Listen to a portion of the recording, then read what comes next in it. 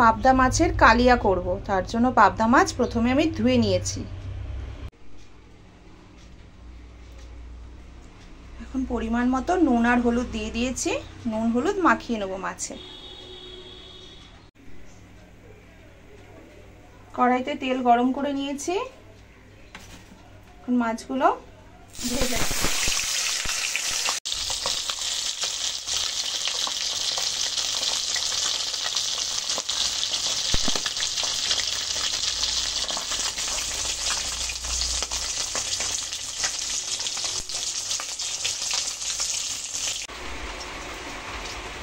এইভাবে সবকটা মাছ ভেজে নেবেন।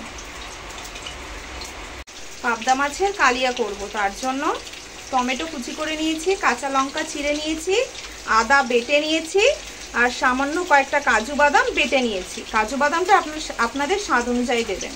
আমাদের ভালো লাগে গ্রেভিটা একটু ঠিকই ভাব আসে, তার জন্য আমরা কাজু বাদাম দিই।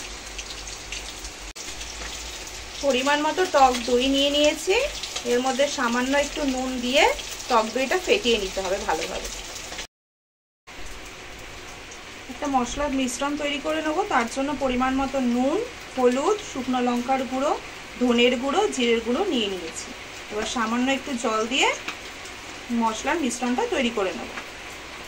পাবদা মাছগুলো ভাজা হয়ে গেছে, পাবদা মাছ ভেজে তুলে নিয়েছি।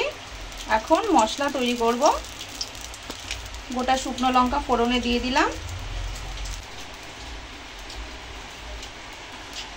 গোটা গরম মশলা একটু থেতো করে নিয়ে দিয়ে দিয়েছি। ফোড়নটা হয়ে আসলে মশলার মিশ্রণটা আমি দিয়ে দেব। ফোড়নটা হয়ে এসেছে, এখন এই যে মশলার যে মিশ্রণটা করে রেখেছিলাম এটা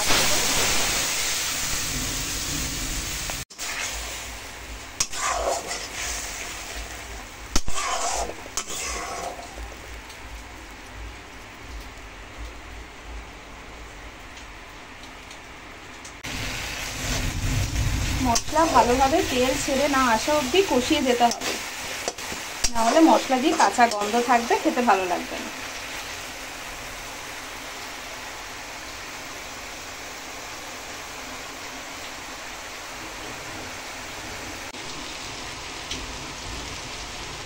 মশলা ভাজা হয়ে গেছে, দেখুন মশলা থেকে তেল ছেড়ে এসেছে।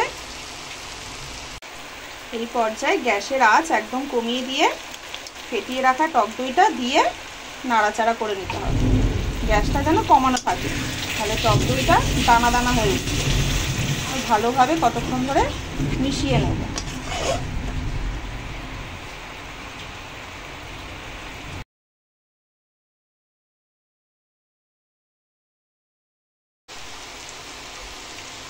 টক দই মশলার সাথে বেশ ভালোভাবে ভাজা ভাজা হয়ে গেছে, তেল ছেড়ে এসেছে। এখন আমি পরিমাণ মতো জল দিয়ে দেব। আমার ঝোলের পরিমাণ অনুযায়ী আমি অল্প পরিমাণ করে জল দিয়ে দিলাম। এবার জলটা ভালোভাবে ফুটিয়ে নেব, তারপরে মাছ দেব। ঝোল ভালোভাবে ফুটে গেছে, এখন আমি পরিমাণ মতো চিনি দিয়ে দিচ্ছি। চিনিটা দিয়েছি কারণ টক দইটা দেওয়া হয়েছে বলে। টক ঝাল মিষ্টি সমস্তটা ব্যালেন্স থাকবে, তবেই ভালো লাগবে খেতে।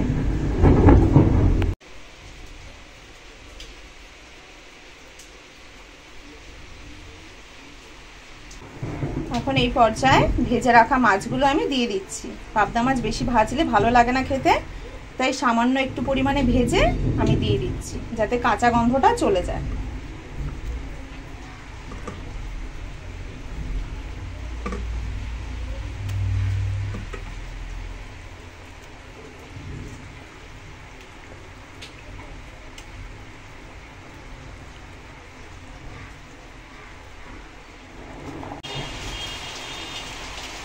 মাছ সিদ্ধ হয়ে গেছে, ঝোল ফুটে গেছে, তৈরি হয়ে গেছে পাবদা মাছের কালিয়া।